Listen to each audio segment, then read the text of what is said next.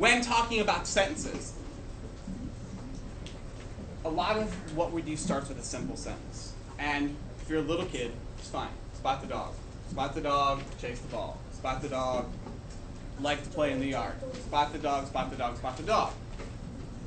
The older you get, when you start reading books, you don't have collections of 5 spot the dog sentences and then that's a paragraph anymore.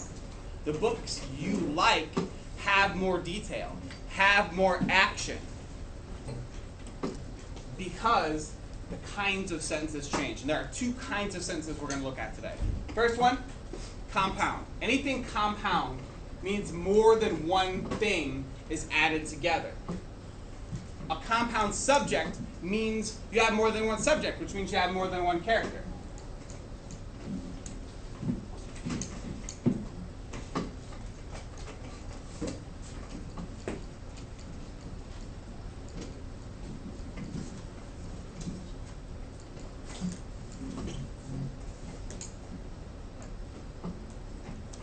Spot and Quincy chase the ball. When we add more details, what it does is gives the readers more questions in their mind. Who's Quincy? Is Quincy another dog? Is Quincy a little boy? Is Quincy a kid your age? Is Quincy a kid my age? If your reader has questions, that means one thing. Your reader cares and they want to know more. If your reader wants to know more, your story is successful right off the bat, right? What it does for you is narrows your focus in. The more detail you have in your sentences, the easier the next sentence is. The next sentence here could be anything, right? The next sentence here means you're going to have to tell me how Spot and Quincy are related, otherwise nobody's going to care. When you are given a writing, we're not giving you a blank where you fill in 5 sentences about one topic anymore. We're giving you a writing like our colony's writing. Write about a colony, give historical details, pick your own character. That's really overwhelming. Like, your brain just gets bogged down with questions. Who's my character going to be? It's going to be a guy or a girl. Is it going to be Georgia, a prisoner colony? Is there going to be a free colonist? Is it going to be a slave? Is it not going to be a slave? Is it going to be an adult? Is it going to be a kid? And your brain wants to just wiggle down your ears, crawl down your arm, hide under your desk, and go, no more questions for the day. But the more details you have, the fewer questions your brain has, and the more questions your reader's brain has. And your reader, you want asking questions, because if your reader's asking questions, that means they want to know the answer, which means they like your story. Compound predicate is where you add more action. See, here you have more characters, here you have more action. Spot.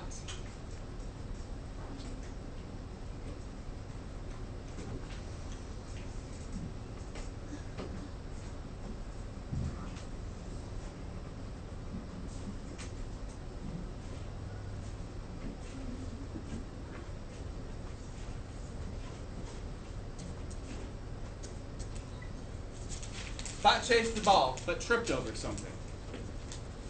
What are the questions that your brain's asking now? So where did the ball go? Where did the ball go?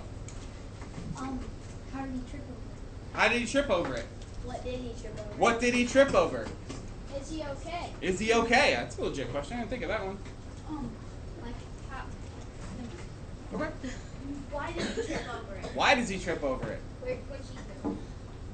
These are all really good questions. Your reader is now bogged down with questions. Your reader is now filled with an intense desire to find out more stuff. And you, as a writer, know exactly what you have to do next, right? You have to answer one of those questions. But here, you don't know exactly what you have to do next.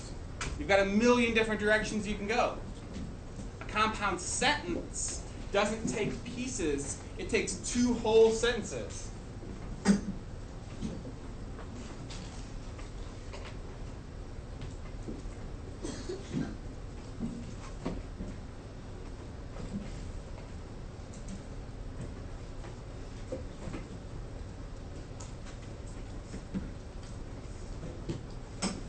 Yeah, compound in a compound. Comma and. When you are using compound sentences, you need a stronger sentence glue. So you have to use comma conjunction instead of just conjunction. Spot and Quincy chase the ball, comma, and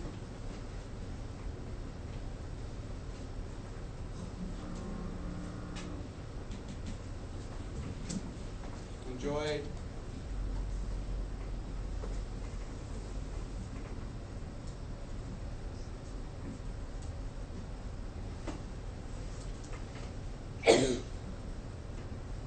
since it was just 65 degrees over the weekend and it's December.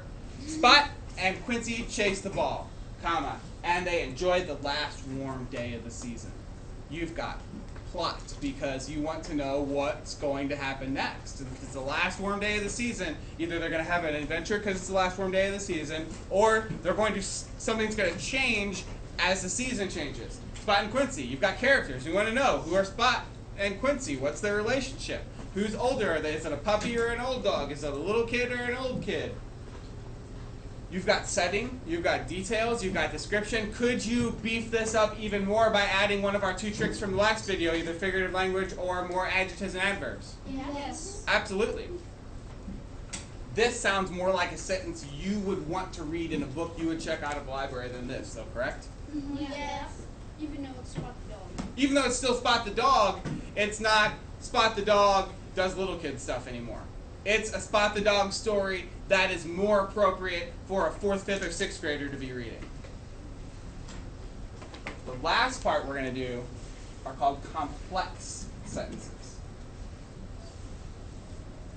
Complex sentences are something, to be very honest, every time I teach it, I look it up just to make sure that I'm getting it right. It's not necessarily that it's hard, it's that there are a lot of rules to follow. Could you still have questions on a good sentence? Absolutely. Yeah, definitely. When you're beefing up a story, do you have to use the subject, the predicate in the... Every sentence has to have a subject and a predicate. It's what you do with them when you're tinkering with them that beefs up the story.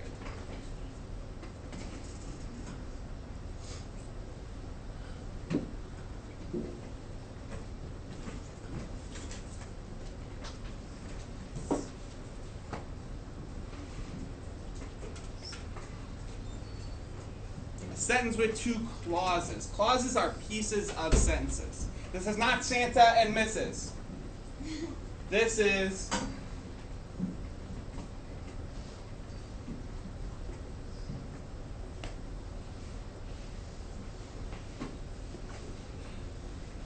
I hope I spelled that right. If I didn't, I deeply apologize to everybody in the world.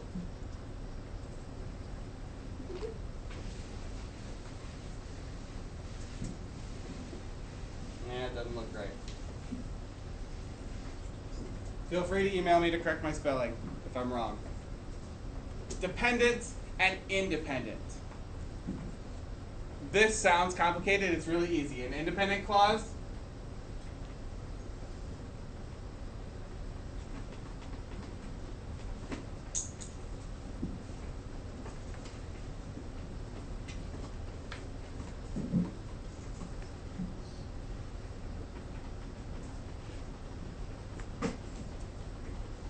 an independent clause can be a sentence if you cut off the dependent clause. A dependent clause can't be a sentence if you cut off the dependent clause.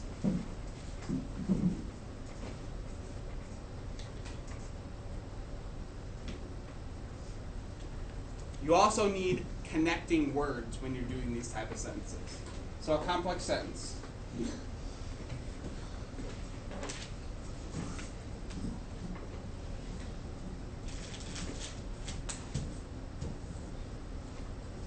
Simple sentence.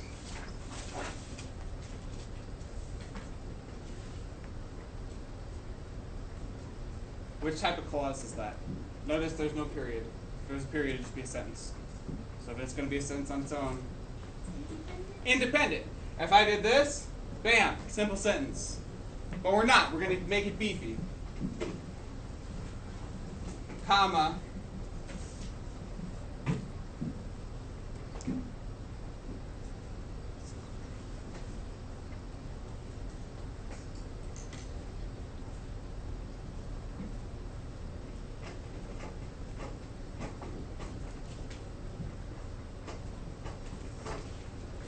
because he wanted to get back outside.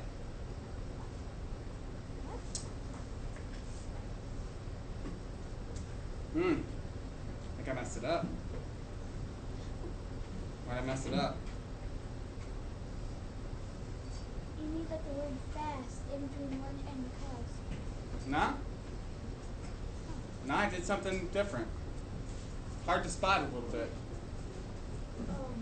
Why would he eat his lunch if he wanted to get back outside? More simple than that even. I messed up grammar. Take a look at this part.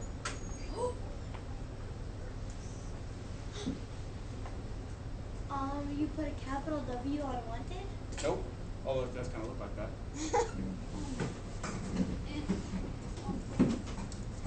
You didn't put an and. When the Can this be a sentence? No. Yeah. Look. Oh yeah. He wanted to pick a compound sentence. you could separate those sentences.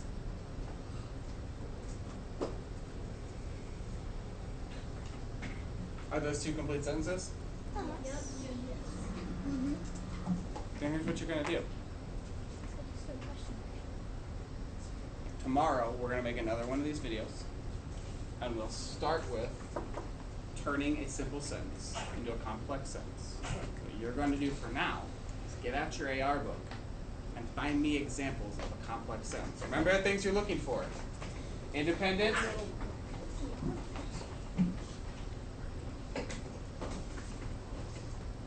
Dependent.